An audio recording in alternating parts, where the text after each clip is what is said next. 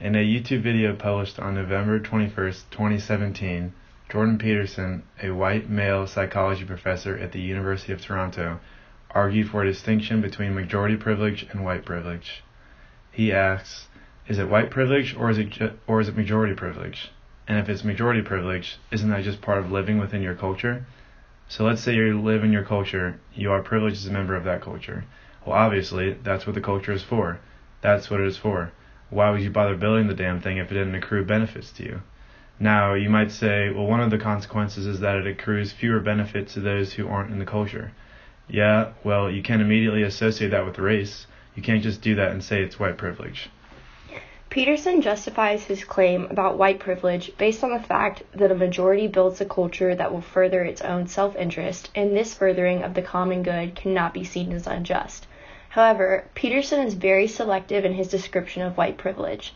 He sketches white privilege as being as trivial as the predominance of white people being on TV. Peterson misunderstands the role in which oppression supports privilege in the form of unearned advantages that constrain the ability of others to exercise capacities up to a sufficient level necessary for well-being. Privilege in the form of unearned advantages is supported by oppressive social structures that allow some groups to exercise capacities that enhance their well-being, while other groups are constrained in developing and exercising their own capacities. Iris Marion Young defines social justice as the degree to which society constrains and supports these institutional conditions necessary for a good life. The values comprised in the good life can be comprised into two very general ones. The first being developing and exercising one's capacities and expressing one's experience, and the second being participating in determining one's actions and the conditions of one's actions. Certain groups experiencing oppression are constrained from the good life by unjust societal forces. Oppression consists in the institutional arrangements that impede or prevent the development and exercise of individual capabilities and the expression of one's own experience. From the perspective of individuals benefiting from unjust institutional arrangements, oppressive forces that constrain other groups are often invisible. Marilyn Frye highlights this in her birdcage analogy.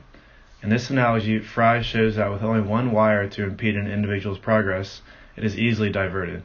However, when you take a more macroscopic view of an individual's situation, the ways in which systemic institutional forces interact suddenly result in multiple wires encaging the individual. From the birdcage metaphor, we can see how systemic institutional forces interact to constrain an individual, but Jordan Peterson might say this. Just because an individual or group of individuals is constrained by systemic institutional forces does not necessarily mean that others benefit from that constraint. He would probably call this majority privilege, meaning an individual benefits from living in a society in which his culture is in the majority. Peterson defends these benefits by noting that it is inevitable the majority group builds a society that advantages them. Peterson sees his privilege as justified because these privileges result from being in the majority, but we see this as problematic because being in the majority gives him privileges over others that he did not earn. Peggy McIntosh's invisible knapsack analogy explains this unearned advantage. McIntosh sees white privilege as an invisible knapsack of unearned assets that she can use to further her own interests every day that others who aren't members of the majority white culture cannot.